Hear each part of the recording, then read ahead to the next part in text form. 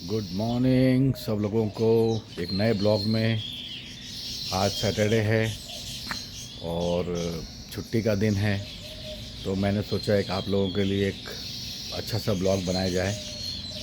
मैं आपको दिखाता हूँ पक्षियों की कितनी सुंदर आवाज़ें आ रही है।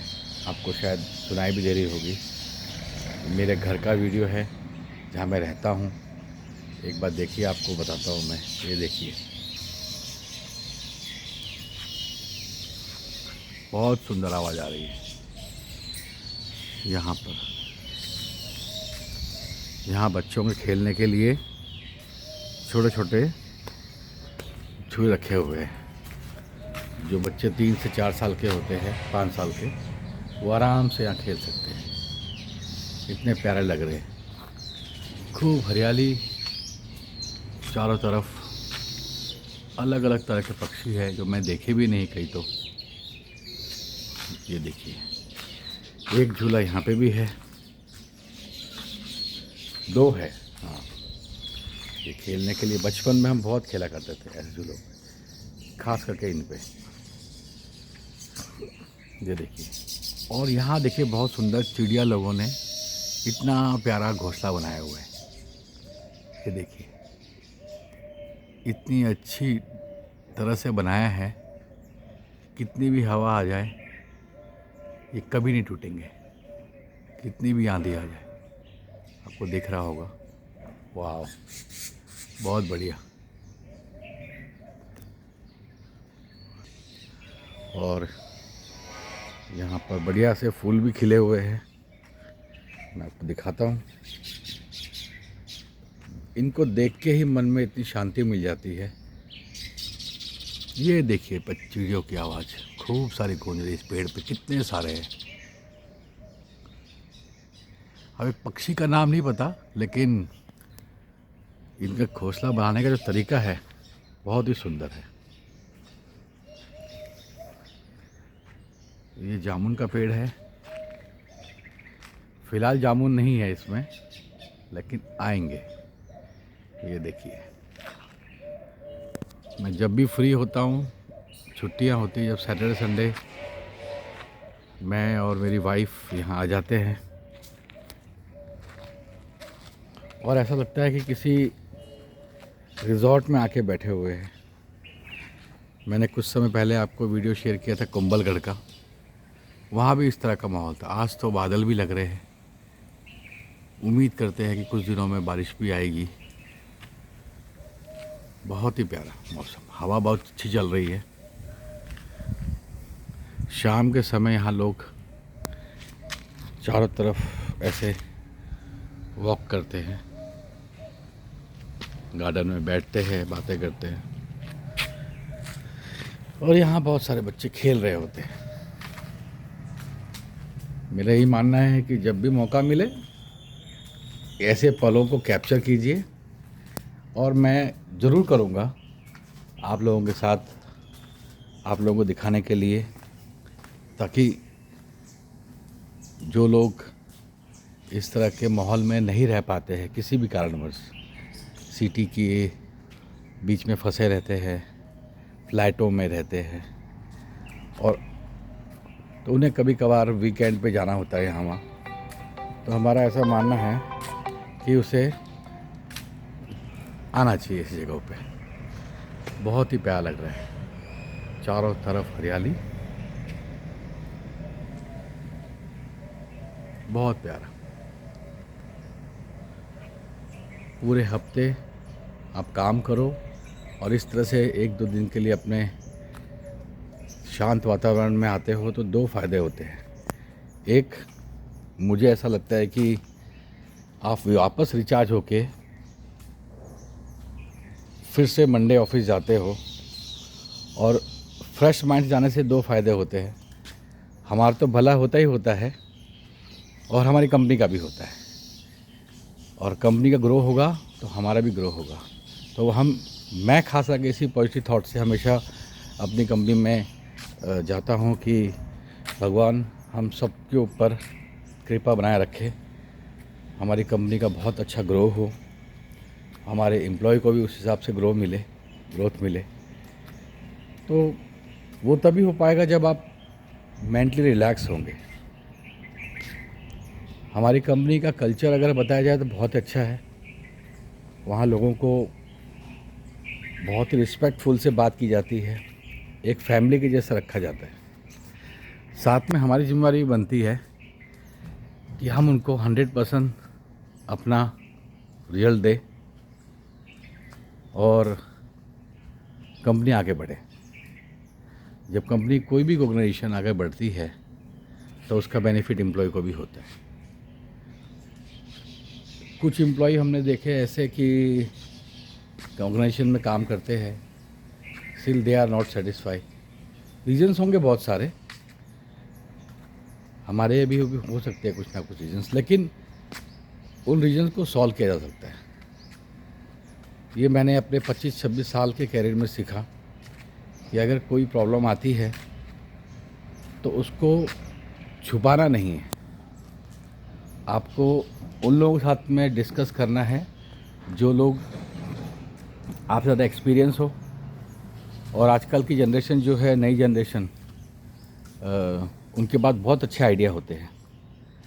तो उस समय उन आइडियाओं को सुन के इम्प्लीमेंट करना चाहिए।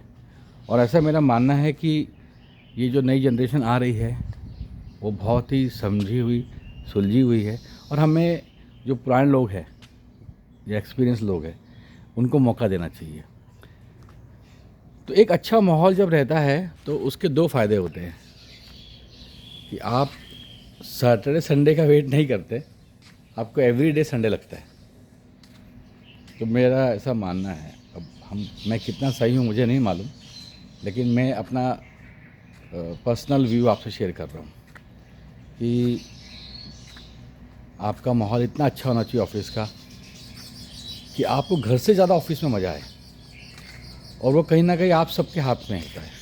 कोई एक आदमी पूरा ऑफिस का माहौल ठीक नहीं कर सकता। तो शुरुआत हमें अपने आप करना चाहिए कि जो हमारे साथ काम कर रहे हैं उनको हम कंफर्ट जोन दें, उनकी बातों को हम ध्यान से सुने। या हम उन्हें जब काम देते हैं तो वो काम देते समय हम इस बात का ज़रूर ध्यान रखें क्या वो कैपेबल है उस काम को करने लायक। अगर वो नहीं है तो उसको ट्रेन करें, पहले उसको गाइड करें और बीच बीच में उसका फॉलोअप रखें। तो मेरा ऐसा मानना है कि डेफिनेटली आपको अच्छा रिजल्ट मिलेगा। तो मैं ऐसी कुछ ऑफिस की बातें भी आपसे शेयर किया करूँगा। तो आज के ब्लॉग में तो जस्ट ऐसे ही माइंड में आ गया कि कुछ ऑफिस की बातें भी शेयर कर लूँ।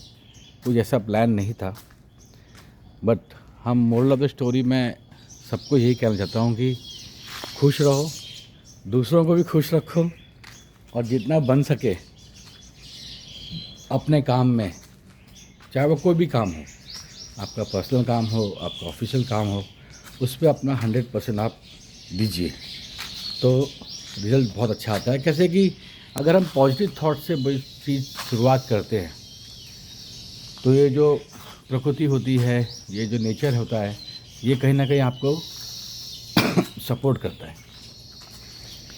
तो बस और अच्छी बातों के साथ ऐसे मिलेंगे आपसे।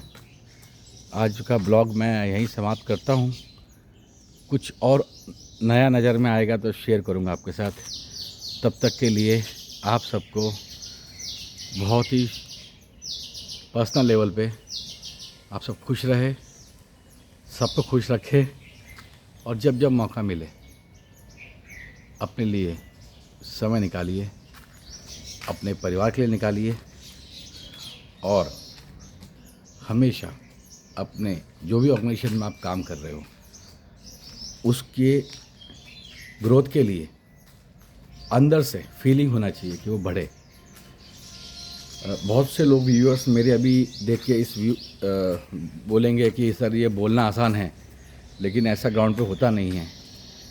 तो कुछ पॉइंट पे मैं उनके साथ हूँ, लेकिन मैं अपना विचार शेयर कर रहा हूँ कि मेरी ऑर्गेनाइजेशन में एम्प्लॉइज़ बहुत खुश है। हमारे प्रमोटर्स, डायरेक्टर्स जो भी है, मैं आपको सब डिटेल्स बाद में शेयर करूँगा, मैं कौन सी ऑर्गेनाइजेशन में हूँ, हमारे प्रमोटर डायरेक्टर्स के बारे में बताऊँगा। उनकी जर्नी के बारे में बताऊंगा आप लोगों को कि उन्होंने कैसे एक छोटे से बिज़नेस को आज इतना बड़ा किया। वो अकेले नहीं कर सकते थे। वो हमेशा बोलते हैं कि आप सबके सपोर्ट की वजह से आज हम ये बिज़नेस इतना बड़ा एम्पायर खड़ा कर पाए हैं। और हम आपस में एम्प्लॉय बात करते हैं कि ये एम्पायर को हम 3 गुना बढ़ाएंगे, 4 गुना बढ़ाएंगे। तो कुछ मेरे बहुत ही क्लोज फ्रेंड है मेरी कंपनी में, वो कहते 3-4 गुना से कुछ नहीं होने वाला है, हम 100 टाइम्स इसको इंक्रीज़ करेंगे और बहुत ही शॉर्ट पीरियड में। तो करना चाहिए, मेरा ऐसा मानना है। और कोई भी ऑर्गेनाइजेशन जो अगर बहुत अच्छा ग्रो करती है तो वो अपने एम्प्लॉय का बिल्कुल ध्यान रखती है। तो सबका इंक्रीमेंट का टाइम है इस समय। इसमें बहुत से लोग खुश होंगे, थोड़े दुखी भी होंगे। कुछ कहेंगे कि मैंने अकेले ने इतनी मेहनत करी और इंक्रीमेंट किसी और को ज़्यादा मिल गया। तो मेरा ऐसा मानना है कि जो जीवन में आपके लिखा है वही आपको मिलेगा, ना ज़्यादा ना कम। तो भगवान से जब भी इस तरह का विचार दिमाग में आए कि इंक्रीमेंट बहुत कम मिला है, महंगाई बहुत बढ़ गई है, उसके हिसाब से इंक्रीमेंट नहीं मिला है, तो ये ज़रूर सोचना एक टाइम के लिए कि शायद मेरे जीवन में इस साल इतना ही इंक्रीमेंट या लक्ष्मी माता इतनी ही आनी थी। पर हाँ, अपने एफ़र्ट्स आप डालते रहिए, वो समय दूर नहीं है जब आपको ऐसा इंक्रीमेंट मिलेगा जिसका आपने सोचा भी नहीं होगा। लेकिन वो अकेले नहीं हो सकता, आपकी टीम आपके साथ होनी चाहिए। और आप सबको आगे बढ़ने का मौका दीजिए अगर आप सीनियर हो। और सबके साथ ऐसा व्यवहार रखिए कि जैसे कि आप अपने बच्चों के साथ रखते हो, आप अपने फैमिली मेम्बर के साथ में रखते हो। तो ऐसे व्यवहार जब होते हैं आपके कुलीग के साथ जो आपके ऑफिस में रहते हैं, चाहे वो कोई भी डिपार्टमेंट का हो, तो उन्हें लगना चाहिए कि अगर मैं सर या मैडम के पास किसी काम से जा रहा हूँ तो मुझे 100% यहाँ पर सॉल्यूशन मिलेगा। तो बस यही छोटे से विचार के साथ मैं ब्लॉग की समाप्ति करता हूँ। जय हिंद, जय भारत, जय गुजरात। खुश रहिए, बाय।